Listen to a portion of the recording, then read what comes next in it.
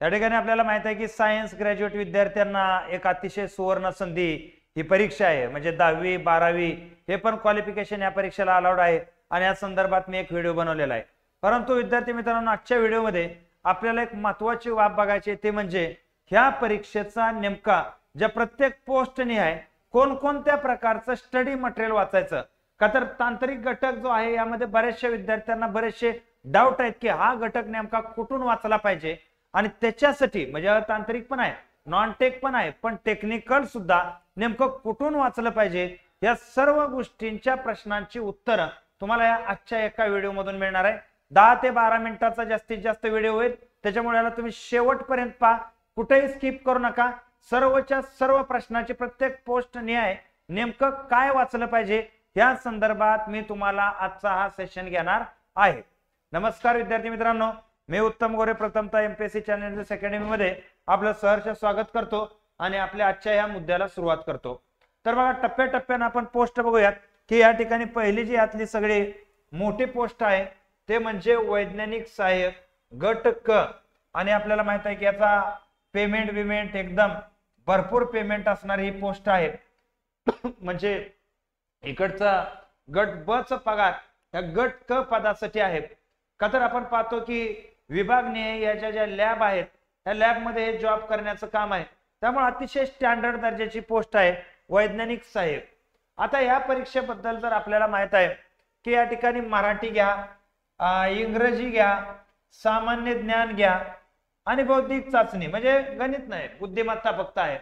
तर हे सगळं जर आपण पाहायचं झालं तर या ठिकाणी 15 प्रश्न 15 प्रश्न 15 प्रश्न म्हणजे या ठिकाणी 15 चौक 60 प्रश्न आणि 60 प्रश्न आहेत ते 120 मार्काला, आणि 80 मार्कासाठी जो घटक आहे त्याला आपण टेक्निकल घटक असं आपण म्हणतो। आता टेक्निकल इथं सगळ्यात मोठी अडचण विद्यार्थ्यांची आहे की इथं काय वाचलं पाहिजे, सगळ्यात मेन समस्या त्यांची इथं आहे, त्याविषयी मी तुम्हाला बोलणार आहे का। तर इथं लक्षात घ्या, तलाठीची परीक्षा दिली तुम्ही, या ठिकाणी इतर सरळ सेवा दिल्या, यामध्ये हे घटक तुम्हाला सगळे क्लिअर आहेत, यामध्ये काय शंका नाही, काय हरकत नाही, डाऊट नाही। जसं की आज आपण मराठी बद्दल जर सांगायचं झालं तर मराठीला काय वाचलं पाहिजे, तर मराठीला साधारणतः आपल्याला माहित आहे की मराठीच्या संदर्भातलं कोणतंही एखादं पुस्तक तुम्ही हाती घेतलं, मोरा वाळंबे घेतलं किंवा या ठिकाणी प्रिव्हियस इयर क्वेश्चन जरी घेतलं सगळं सरळ सेवेचं, तरी सुद्धा मराठीतले 15 प्रश्न हे बरोबर यायला तुम्हाला काय अडचण नाही। म्हणजे कोणतंही एखादं बेसिक पुस्तक उचलायचं, जसं की मोरा वाळंबे पुस्तक आहे, यातून या ठिकाणी हे मराठी वाचायचं, कायच हरकत नाही।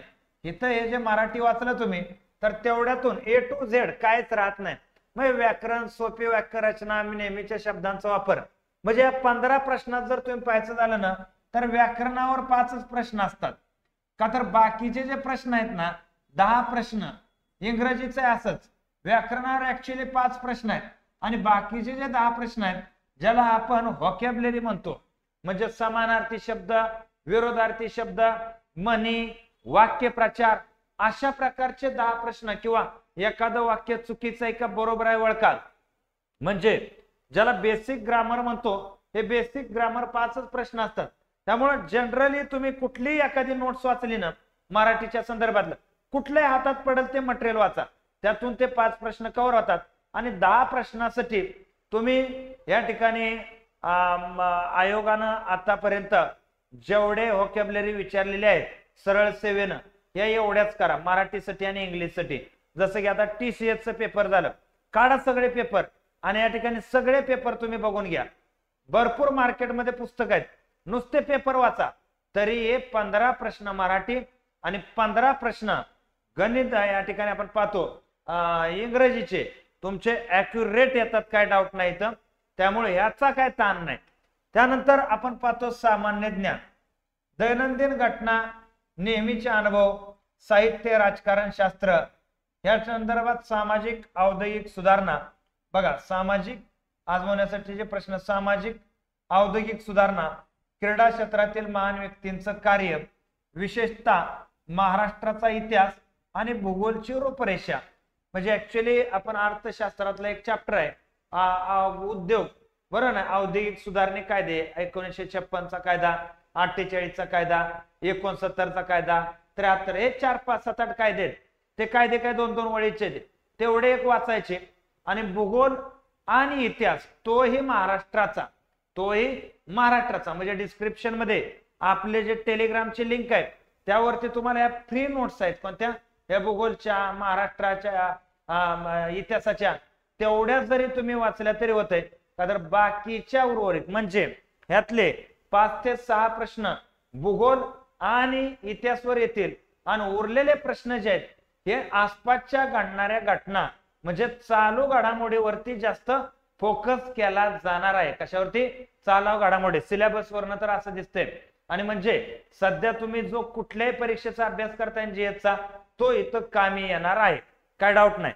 त्यानंतर बौद्धिक चाचणी विषय प्रश्न म्हणजे याला तर मी सांगतो TCS न आतापर्यंत तलाठी असेल किंवा वनसेवा असेल याला जेवढे प्रश्न विचारले ना तेवढे प्रश्न फक्त बुद्धिमत्तेचे करा, त्याच्या बाहेर या ठिकाणी प्रश्न जाणारच नाही, हे तुम्हाला मी सांगतो. म्हणजे इथं जे आहेत 120 मार्क त्यापैकी 100 मार्क घ्यायला तुम्हाला अडचण नाही.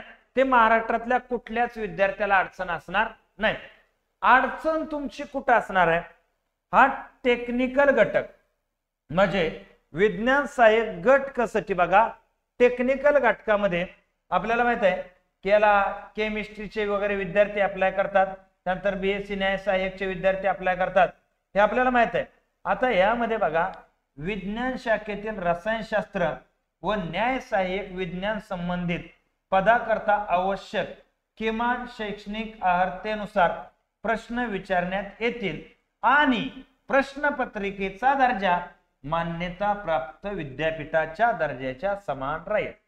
म्हणजे का विज्ञान शाखेतील रसायनशास्त्र न्याय सहाय्यक विज्ञान संबंधित पदाकरता आवश्यक शैक्षणिक पात्रता म्हणजे याला जी शैक्षणिक पात्रता होती कोणती?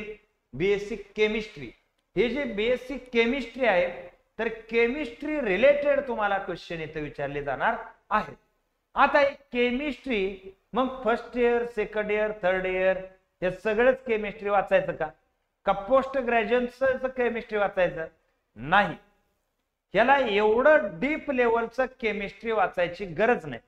भले यांनी लिहिलेलं आहे की पदवीच्या दर्जाचे प्रश्न असतील हे, पण याचा अर्थ सगळ्या 3 वर्षाच्या BScचा अभ्यास करण्याची तुम्हाला गरज नाही. ह्याच्यासाठी मी तुम्हाला सांगतो काय करायचं.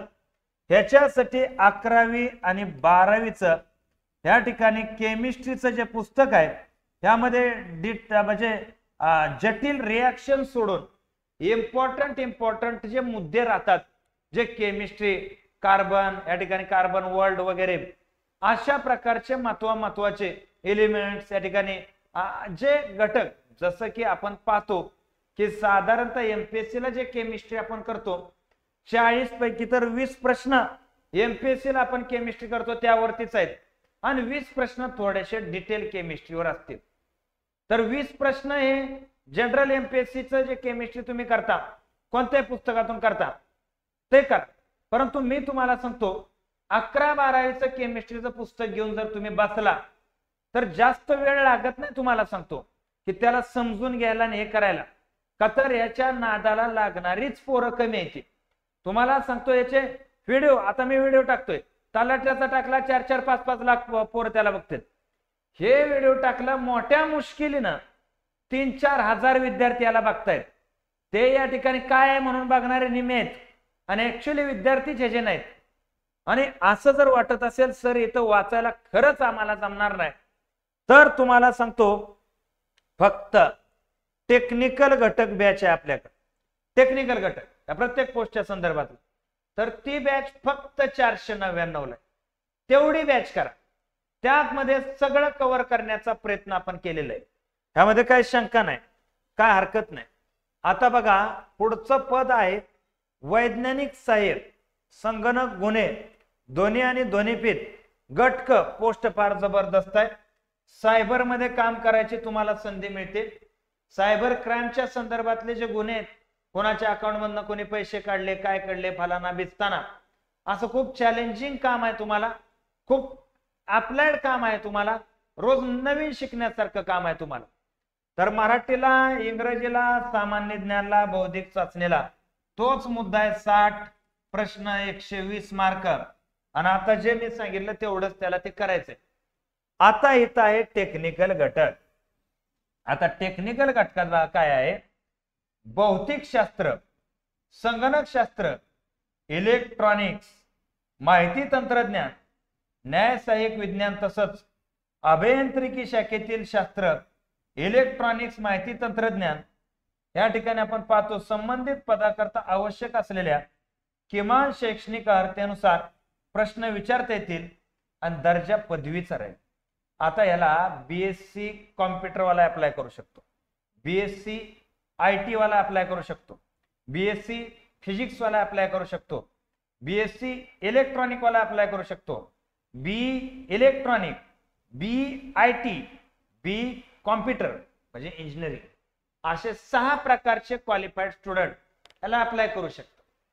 आणि प्रत्येक शाखेतले 2-2 प्रश्न जर यांनी उचलले तर या ठिकाणी बी इलेक्ट्रॉनिकला, बी आयटीचं काय येतंय का?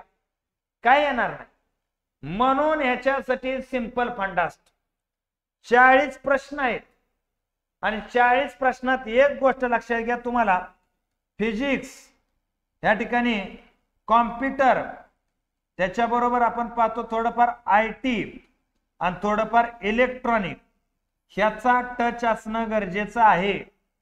ह्याचा टच असणं गरजेचं आहे का? तर या ठिकाणी सगळ्याच क्वालिफिकेशन साठी थोडा थोडा टच असतो. का तर बीएससी फिजिक्स वाल्याला या ठिकाणी इलेक्ट्रॉनिकचं काही माहित नसतंय. त्यामुळं पेपर करताना त्यांना माहित आहे की या 6 क्वालिफिकेशनचे स्टुडंट आपल्या पुढे उभा आहेत. तर या 6च्या 6 जणांना असं वाटलं पाहिजे पेपर माझ्या पटीतला आहे. म्हणून इथं लक्षात घ्या, BSc physics, BSc computer, IT, electronics असू द्यात, ह्याला तुम्हाला नॉलेज 12वी सायन्सचे या ठिकाणी या पुस्तकातले महत्वाचे घटक तुम्ही वाचून घ्या. काय करा? महत्वाचे घटक तुम्ही वाचून घ्या. तेवढ्या घटकात तुम्हाला सांगतो 40 पैकी 25-30 प्रश्न डायरेक्ट त्यातूनच येणार आहेत. दर्जा कसाही विचारू त्यांनी पदवीचा, पण प्रश्न त्यातूनच येणार आहेत या ठिकाणी. त्यामुळे लक्षात घ्या की हे कोण वाचणार नाही. हिथं गणित असू नाही तो वाचणार, पण हे वाचणार नाही. मी सांगतो रोजचं 2 तास तुम्ही दिलं, महिनाभर दिला, तर तुम्हाला सांगतो हे 4 विषय वाचून होते. एवढी डिटेल पुस्तकं नाहीत ती. हायलाइट मुद्दे वाचायचे. आणि इथे तुम्हाला प्रश्न पडला, हे ते हायलाइट आम्हाला जुळणार नाही, तर त्याही विद्यार्थ्यांना सांगतो या ठिकाणी हीच टेक्निकल बॅच आहे. यामध्ये तुम्हाला दिसेल ते की तुमच्या त्या कोर्सच्या संदर्भातलं 499 टेक्निकल.